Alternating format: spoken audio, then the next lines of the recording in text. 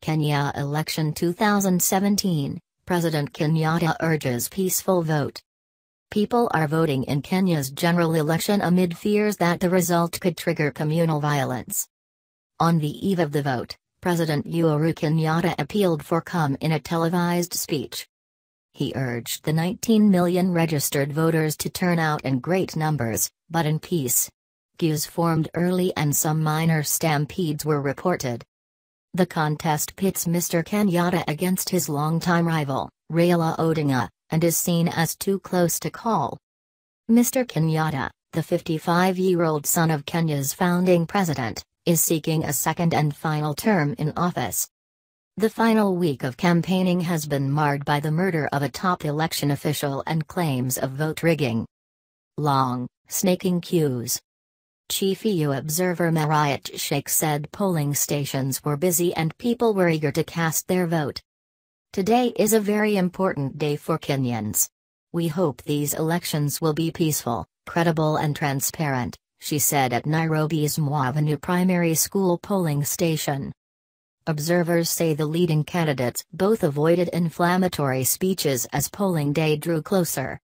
In 2007, more than 1,100 Kenyans died and 600,000 were displaced after a disputed election, an outcome neither side wants to see repeated. This time long, snaking queues were seen at some polling stations, and video footage at one showed people injured on the ground after an apparent stampede. Some polling stations opened late, the Electoral Commission said on Twitter. "We are addressing these concerns," it added. "Will ensure that no single voter is disenfranchised."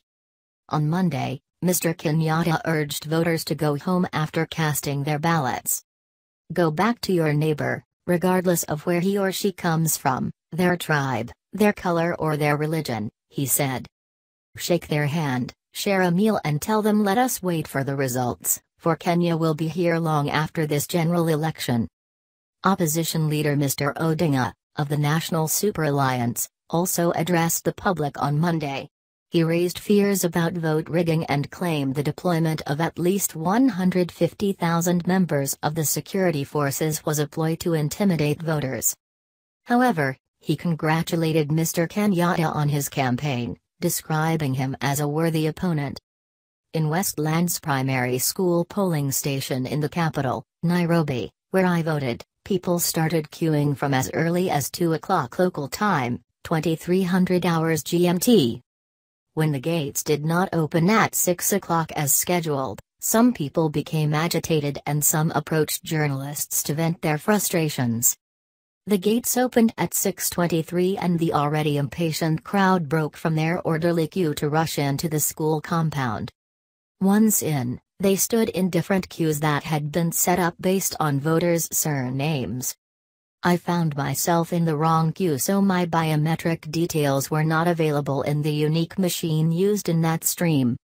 After getting into the right queue, my details were verified and my photo and name were displayed on the machine in a few seconds. After I voted, my finger was marked with indelible ink. The whole process took about 4 minutes." Despite delays and some confusion, the enthusiasm and energy is unmistakable. Former U.S. President Barack Obama, whose father was born in Kenya, also called for calm.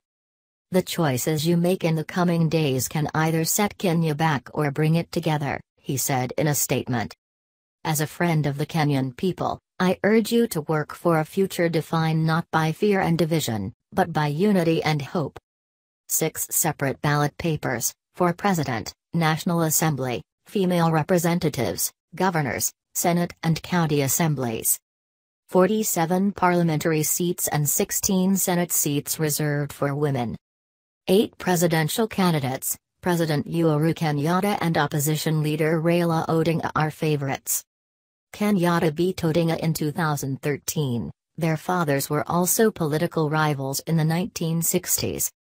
A candidate needs 50% plus 1 vote for first-round victory. More than 14,000 candidates running across the 6 elections. More than 45% of registered voters under 35. Some 180,000 security officers on duty nationwide in case of trouble.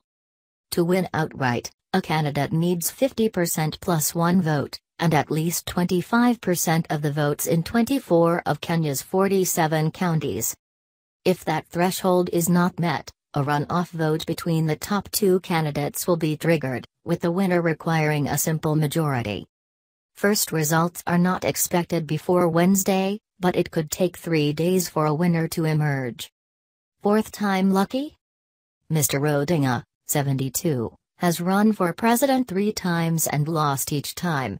President Kenyatta beat him in the last election in 2013, but their rivalry is generations old. Their fathers were political opponents in the 1960s. Mr. Kenyatta and his running mate William Ruto were indicted by the International Criminal Court for their alleged roles in the bloodshed a decade ago. The case ultimately collapsed due to lack of evidence, and after key witnesses died or disappeared. Hate speech flyers and rhetorical text messages have been circulating, making Kenyans nervous. Some are stockpiling food and water, while police have prepared emergency first aid kits. Writing from Nairobi, the BBC's Alistair Whitehead says what happens after the election is less about who wins and more about how those who lose take their defeat. The success of the country's computerized voting system is key to the process being considered free and fair.